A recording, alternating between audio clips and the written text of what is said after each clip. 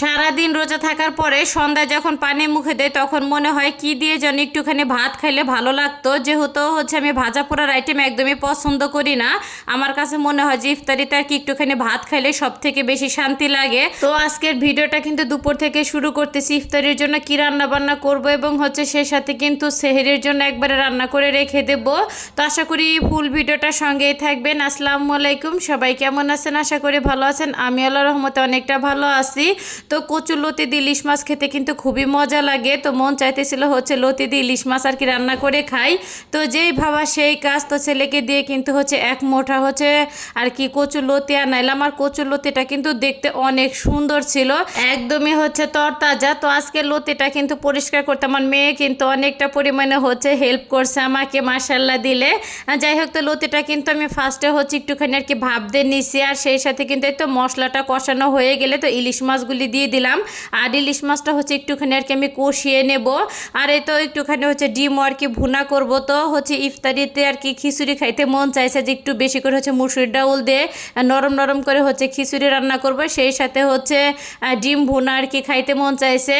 যাই হোক, আর এই তো একটুখানি আর কি ডিমটা ভেজে আর কি তুলে নিলাম। আর ওই তেলের ভিতরেই কিন্তু এখানে পেঁয়াজ এবং কাঁচামরিচটা দিয়ে তো সুন্দর করে আর কি ভেজে নিব আমি। আর একটুখানি লবণ দিয়ে দিব যাতে তাড়াতাড়ি পেঁয়াজটা নরম হয়ে আসে। আর এই ফাঁকে কিন্তু ইলিশ মাছটাও কিন্তু সুন্দরভাবে আর কি আমার কষানো হয়ে গেছে। তো আর কি এক এক করে তুলে নিব আমি। তো ইলিশ মাছটা একটুখানি আর কি কষিয়ে তুলে তারপর আর কি লতিটা দিব। এভাবে রান্না করলে কিন্তু লতি খেতে অনেক অনেক মজা লাগে। যাই হোক, আর এই তো লতিটা কিন্তু দিয়ে দিলাম। আর একটুখানি কাঁচামরিচটাও দিয়ে দিলাম। তো সুন্দরভাবে নেড়ে চেড়ে ঢাকনা দিয়ে ঢেকে তো ওই চুলা আর কি বসিয়ে দিলাম।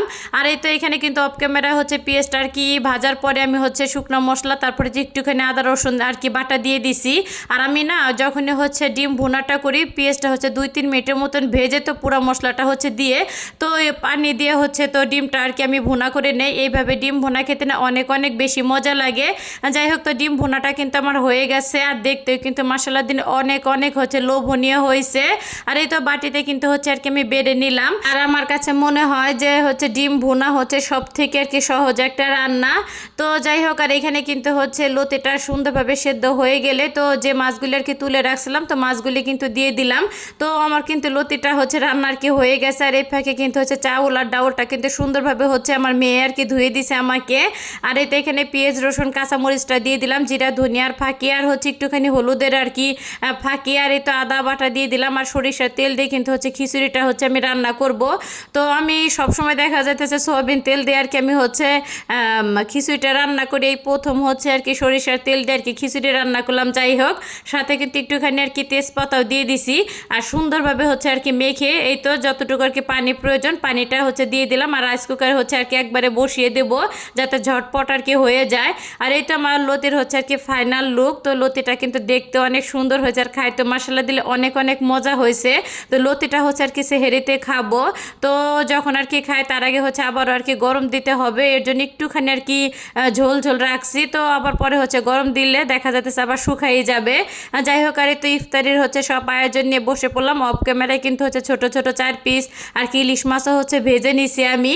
আর এই তো আমার আর কি ডিম ভুনা ইফতারির যতটুকু পারছি ততটুকু আর কি আয়োজন করে নিছি মাশাল্লাহ দিলে। আর খিচুড়িটা খেতে না মাশাল্লাহ দিলে অনেক অনেক মজা হয়েছে। আর নরম নরম খিচুড়ি খেতে কিন্তু ভীষণ মজা লাগে।